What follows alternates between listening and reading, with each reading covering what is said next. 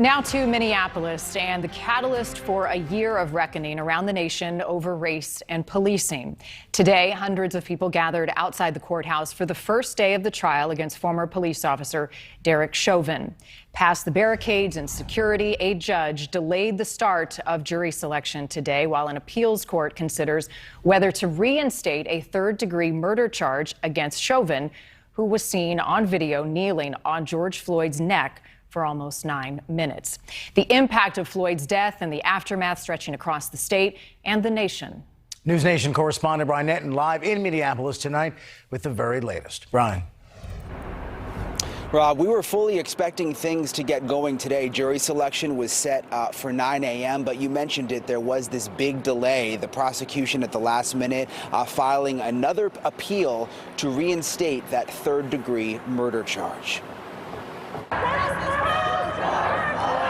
Protesters in downtown Minneapolis Monday marching outside the fortified courthouse where they wait for the Derek Chauvin trial to get underway. I just wanted to show support. I feel like just us being here together, like as a community, it's just like a bigger statement. I just hope that we see change and actually get a conviction on this. We have jurors. Former Minneapolis police officer Derek Chauvin faces a second-degree unintentional murder and second-degree manslaughter charge connected to the death of George Floyd last May. Hey, what's your badge number, bro?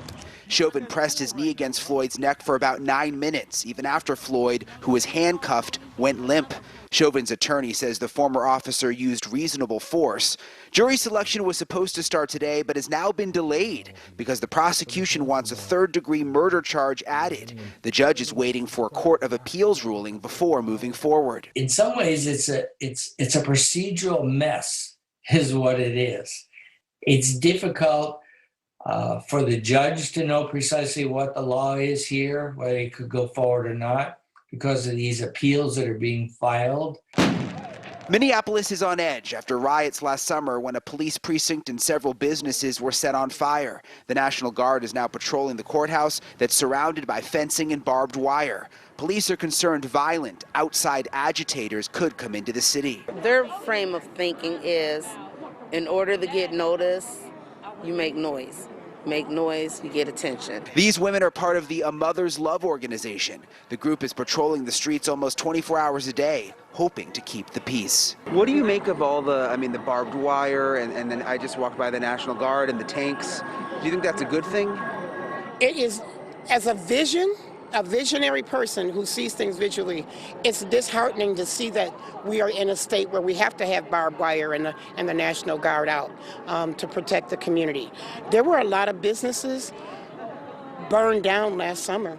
There were a lot of folks that are still suffering the setbacks of not being able to be in their community, or not having a grocery store for a long time, or not even being able to go to work.